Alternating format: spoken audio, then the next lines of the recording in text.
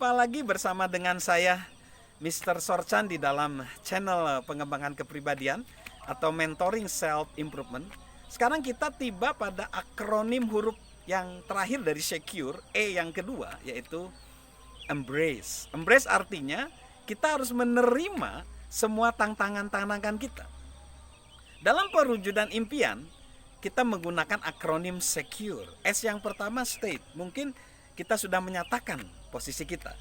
Lalu kita sudah memeriksa semua tindakan kita, examine.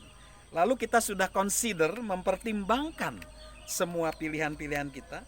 Lalu kita sudah memanfaatkan utilize, yaitu sumber daya kita.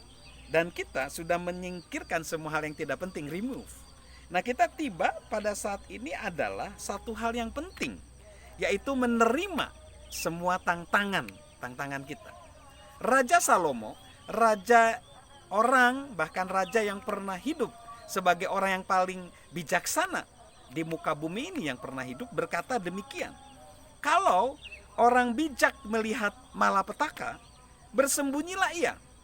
Tetapi orang yang tak berpengalaman berjalan terus, lalu kena celaka. Orang yang berpengalaman di sini dikatakan ketika ada malapetaka bersembunyi. Ini maksudnya apa? Ketika kita mewujudkan impian, itu penuh dengan tantangan.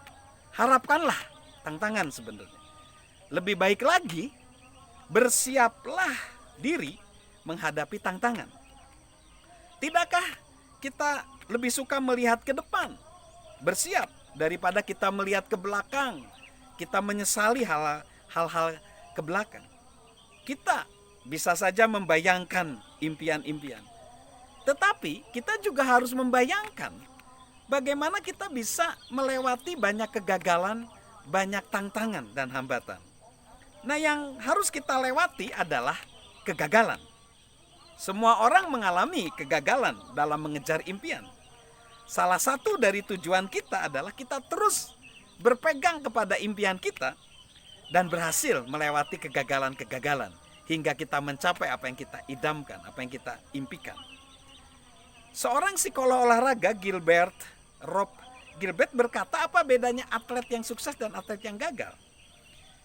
Orang yang kalah, dia bilang, membayangkan hukuman akibat kegagalan itu.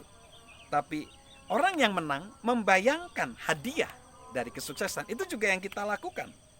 Ketika kita menghadapi kegagalan, kita harusnya kegagalan itu kita terima saja, kita terima dulu, lalu kita periksa, kita introspeksi diri kita perbaiki, dan kita jangan mengulang kesalahan-kesalahan yang sama. Nah, itu maka kita akan menjadi lebih kuat, lebih berhasil, lebih berhikmat ketika melewati banyak kegagalan itu. Lalu tantangan kedua selain kegagalan itu adalah kekakuan, kaku. Pensiunan Jenderal Angkatan Darat Wesley Clark mengatakan demikian. Ada dua jenis rencana. Rencana yang dapat berhasil dan rencana yang tidak akan berhasil.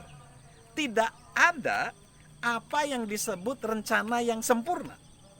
Anda harus membuat rencana yang dapat berhasil dan menjadikannya sebuah hasil.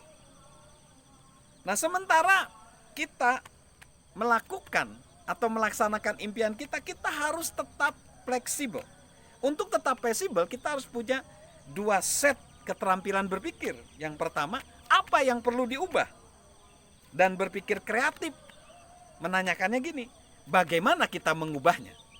Apa yang perlu dirubah dan bagaimana kita mengubahnya? Jadi sebenarnya di dalam perwujudan impian, sebenarnya tidak ada jaminan yang mampu mengamankan impian itu, secure impian itu, dengan mengikuti langkah-langkah tadi. Namun, jika kita mempunyai sebuah rencana, tetaplah fleksibel. Fokuskan usaha kita, kumpulkan semua sumber daya kita, dan bekerja keras setiap hari untuk melangkah lebih dekat kepada impian kita. Ketika kita mempraktekkan strategi kita dan menempuh ke arah impian kita, ingatlah pepatah Italia ini. Di antara perkataan dan perbuatan ada perjalanan yang panjang dan berat. Di antara perkataan dan perbuatan ada perjalanan yang panjang dan berat. Impian tidak datang dengan cepat atau tidak datang dengan mudah. Imbalannya seringkali tidak muncul dengan cepat, bahkan seringkali sangat-sangat lama.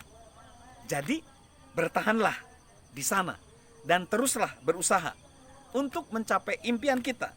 Kita perlu memulainya dengan baik dan kita perlu menyelesaikannya dengan baik.